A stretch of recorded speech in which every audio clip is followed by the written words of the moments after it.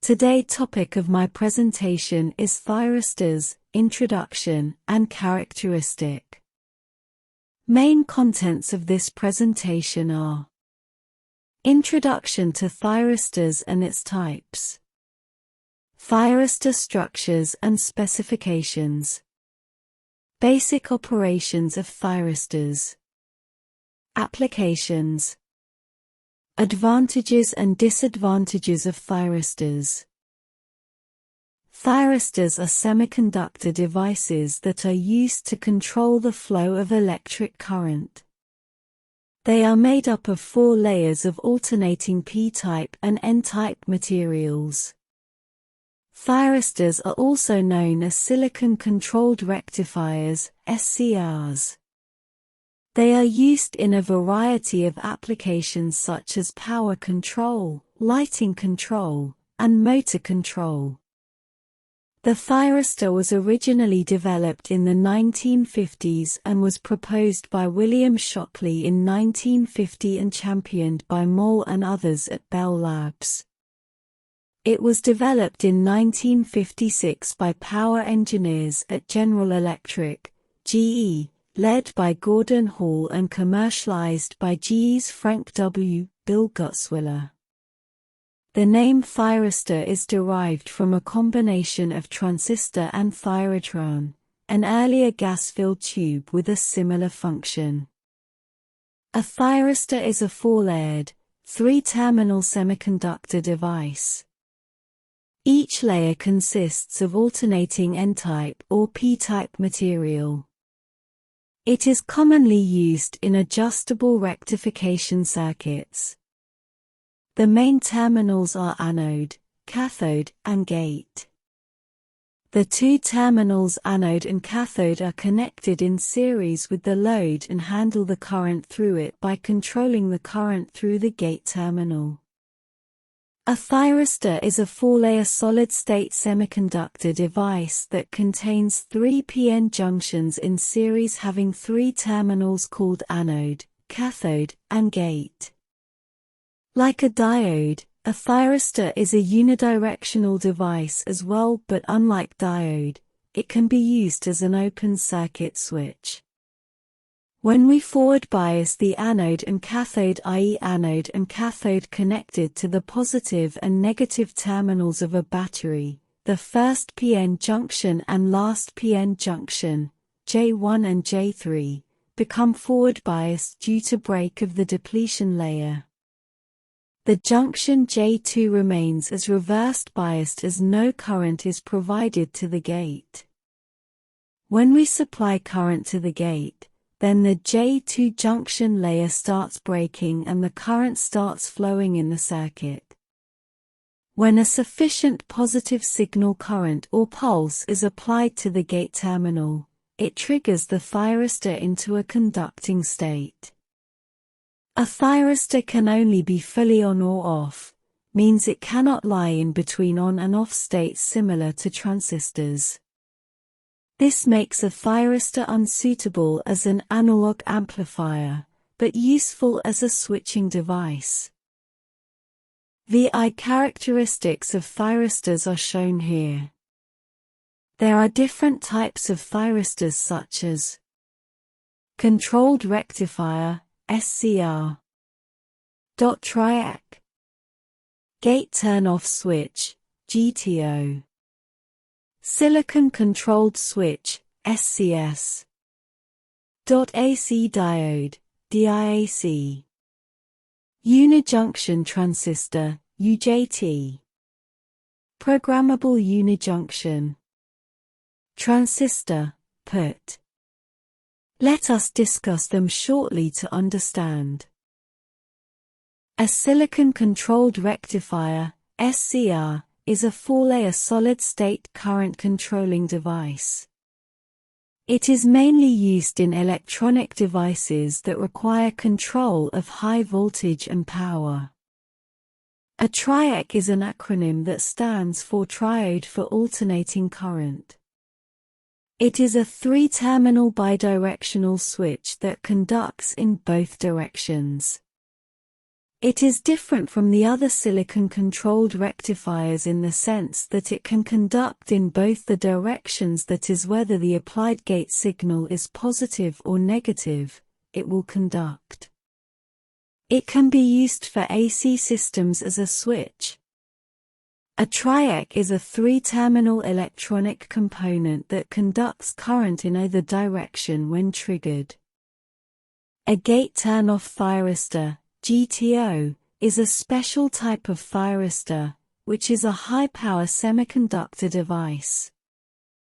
GTOs, as opposed to normal thyristors, are fully controllable switches which can be turned on and off by their gate lead.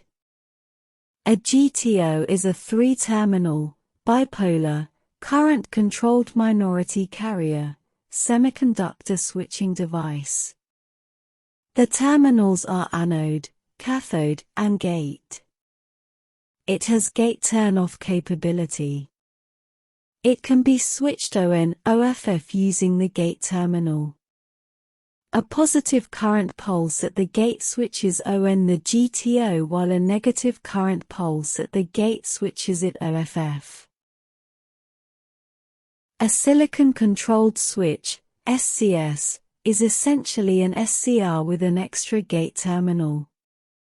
The load current through an SCS is carried by the anode gate and cathode terminals, with the cathode gate and anode terminals sufficing as control leads. An SCS is turned on by applying a positive voltage between the cathode gate and cathode terminals. It may be turned off, forced commutation, by applying a negative voltage between the anode and cathode terminals, or simply by shorting those two terminals together. The anode terminal must be kept positive with respect to the cathode in order for the SCS to latch. A DIAC is a diode that conducts electrical current only after its breakover voltage has been reached momentarily. It is a bidirectional semiconductor switch that can be turned on in both forward and backward directions. This diode works on the complete cycle of AC, which means it can work during both the positive and negative half cycles of the AC waveform when polarity is active. A UJT is a three-terminal semiconductor switching device. The main characteristics of UJT is when it is triggered, the emitter current increases regeneratively until it is limited by emitter power supply. Due to this characteristic feature, it is used in applications like switching pulse generator, sawtooth wave generator, etc. A programmable unijunction transistor, PUT, is a three-lead electronic semiconductor device which is similar in its characteristics to a unijunction transistor, except that its behavior can be controlled using external components. In a unijunction transistor, the base region is divided into two parts by the emitter. The two parts of the base form a voltage divider, which sets the operating point of the UJT. That voltage divider can be programmed with two physical resistors connected to the gate terminal of the PUT. This allows the designer some control over the operating point of the PUT. It is used to trigger thyristors. It is also used as a relaxation oscillator. A programmable unijunction transistor, PUT, is a three-lead electronic semiconductor device which is similar in its characteristics to a unijunction transistor, except that its behavior can be controlled using external components. Differences between thyristor and transistor are as under. Thyristor and transistor are both semiconductor devices. However, there are some differences between them. Here are some of the differences. A transistor is a three-layer device that requires regular current pulse in order to ensure conduction. On the contrary, A thyristor is a 4-layer device that needs an only single triggering pulse to initiate and maintain conduction. Both transistor and thyristor are 3-terminal devices. But the 3 terminals of the transistor are emitter, base, and collector, and that of thyristor are anode, cathode and gate. A circuit made from transistors and thyristors differs from each other in size. Transistors are smaller in size while thyristors are bulkier. Therefore, a circuit made from a transistor will be more compact and smaller in design as compared to the one made from thyristor. Thyristors are mainly used where high currents and voltages are involved, and are often used to control alternating currents, where the change of polarity of the current causes the device to switch off automatically, referred to as zero-cross operation. Some of the uses of thyristors are power switching circuits, relay replacement circuits, inverter circuits, oscillator circuits, level detector circuits, chopper circuits, light dimming circuits, low-cost timer circuits, logic circuits, speed control circuits, phase control circuits. When selecting a thyristor for your application, you should consider the following factors: the maximum voltage and current ratings of the thyristor, the type of thyristor that is best suited for your application, the triggering circuit that will be used to turn on the thyristor, the thermal characteristics of the thyristor. You can test a thyristor using a multimeter. Here are the steps. Connect the anode, entry terminal, on the thyristor to the positive, red, lead on the multimeter. Set the multimeter to high resistance mode. Return the leads to their original positions, this time adding the gate terminal to the positive lead.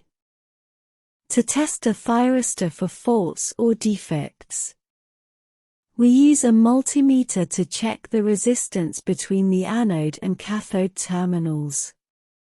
If the resistance is low, less than 100 ohms, then the thyristor is shorted. If the resistance is high, infinite, then the thyristor is open. Use an oscilloscope to check the gate signal and the anode-cathode voltage. Thyristors have become standard components because they offer several advantages. These include speed and the ability to switch currents in microseconds, ability to control high voltages and high levels of power, lack of moving parts and high reliability, ability to control direct current devices, not just routine alternating current. Some of the disadvantages of thyristors include: it cannot be negative. It cannot be used at higher frequencies. It cannot be easily turned off. In the AC circuit, it needs to be turned on each cycle. Gate current cannot be negative. Low switching speed. Thanks for watching. That's all for today's video on Thyristor. I hope you found it useful and interesting. For detailed study of each type of Thyristor, keep watching my next videos. I welcome your suggestions in comment box on what topic you want me to cover. If you want to see more videos like this, please subscribe my channel and click the bell icon to get notified whenever I upload a new video. Never forget to like and share.